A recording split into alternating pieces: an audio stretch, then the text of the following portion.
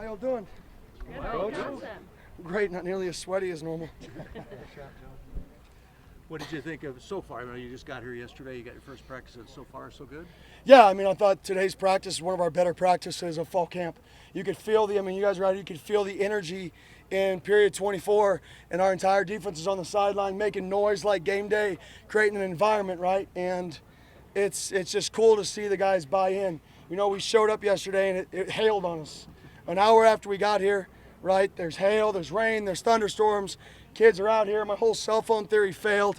These kids can't go without cell phones, right? Because that's how they live. They want to video the storm, and it's like, okay, well, I take that away. So they're out here videoing the storm, having the time of their life. You know, we go to campfires last night. It rains again. We have to cancel them, right? So they're in there playing just weird games in the cafeteria. And that's what this is about. You know, there's two sides. You have to create adversity on the football field and see how you respond. And then you have to create that adversity in life and see the guys just create friendships that when they get on the field and they see the person next to them, they don't want to let them down. When you first got up here last night, were you looking for the looks on their faces to see what their initial response was as soon as they got here? Yeah, I just love, I like people. So it's fun to see how people respond to situations. I think, I was talking to a group yesterday, I think that's literally what life is. It's a constant series of responding to situations. It's literally all it is. You wake up every day, and you respond to situations all day, then you go to sleep, then you respond to situations the next day. So it's just funny to see certain kids' responses to certain situations and the why. Because I'm the one who goes up and asks them, why aren't you smiling today? You did not have a good night's sleep? Welcome to week 13, right? Because that's the reality. Do you guys do some of the traditional stuff like freshman after learning the fight song or any? So everybody on our team has had to stand up because nobody knew the fight song. There was about 6 dudes who knew the fight song when I got here. Everybody on the team has had to learn the fight song, stand up at some point throughout camp, and sing the football fight song. It's not even a fight, it's the football song. I was instructed, this is the football song. It is not the Arizona State fight song. It's the football song that's been sung here and sung by the football team for years and years and years. There's obviously technology issues up here, but why is the tradition more important than whatever issues you might have with technology up there? Yeah, and the tradition is important because they see that other people went through this. And like I said to somebody, I forgot who I was interviewed yesterday with, we watched a video from 1988, and I watched half it, and I started to turn it off. Because, you know, it's old, and I'm like, you guys get the point, right? People have been coming up here. And the team's like, no, put it back on. They want that.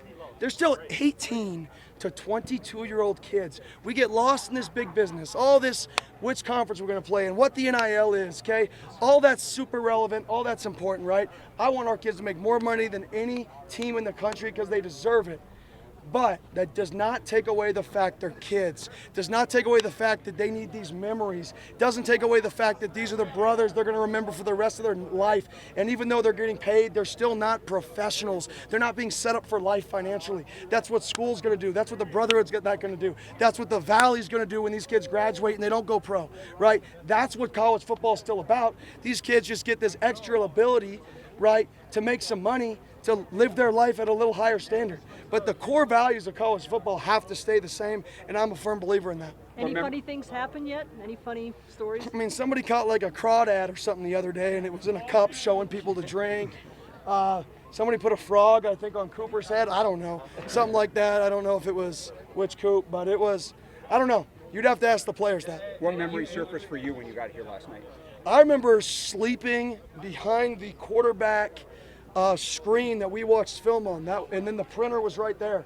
So all night it was just printers going off and me sleeping behind this screen, and nobody knew I was there, but I never slept because it was printer, lights on, lights off, and I'm just behind this little screen. Kenny, you've coached a few places now. How unique is this place just in college football? Oh, it's different. It's special. I've yet to be at a school that has kind of a home away from home, right? And it's definitely a home away from home because nothing's changed here ever, from the bunks to the rooms to the electricity to the outlets. I mean, this is the same exact dorm room that the video showed in 1988. There is no difference, right? This field's different. You can actually practice here. But other than that, these kids are living like the same way people lived 30 years ago. Did you sense a change of energy with just a new environment, new atmosphere? Change is good, right? You know, you try to break up the monotony of camp. That's why we do it right now. I said we strategically made the hardest practices 7 and 8 because that's when the animosity starts. That's when the grind of camps begins. So you don't lay off, you push the pedal. That's not the time to say it's okay, it's time to push. And we saw people start to complain the other day because they felt it, right? Well, that's great. They got to learn from it. Now you got to break it up. You got to change the scenery. You got to try to break it back down to get back to the work matters. And you could feel that today. It was back to clean slate, relaxed minds, the work mattered.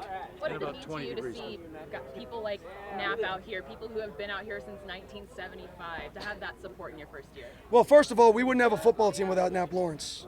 And you can put that on every single streaming media you want. Knapp Lawrence built our football team. Because what he did when the first day I got hired, we would not have a team.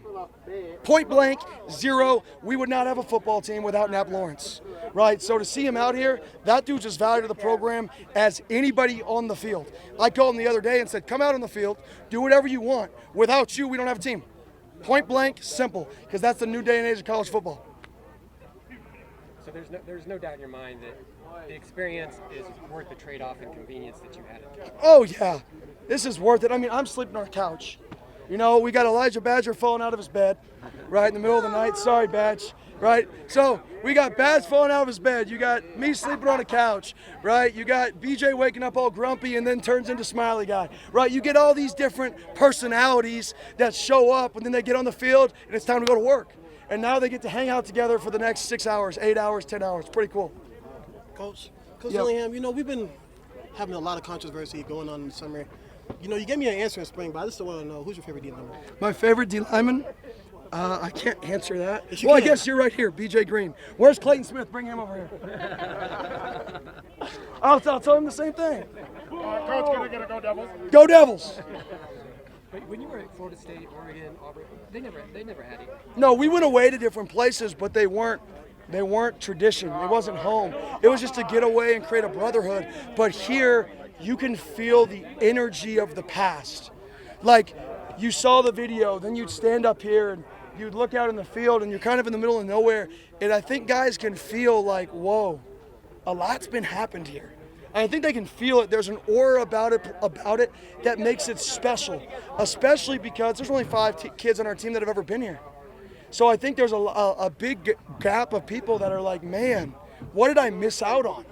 Like, what did we miss, right? And I think that's the cool part is they're getting to experience this their senior year, their junior year, and they've kind of like dreaded it, but at the same point, they want it. Kids love this stuff. They may act like they hate it, but they love it. I have no clue, and I refuse to try to even ask. It's some club that our kids are in, and yeah, I just ignore it. You'd have to ask this kid. You'd have to ask JC. I don't know what it means.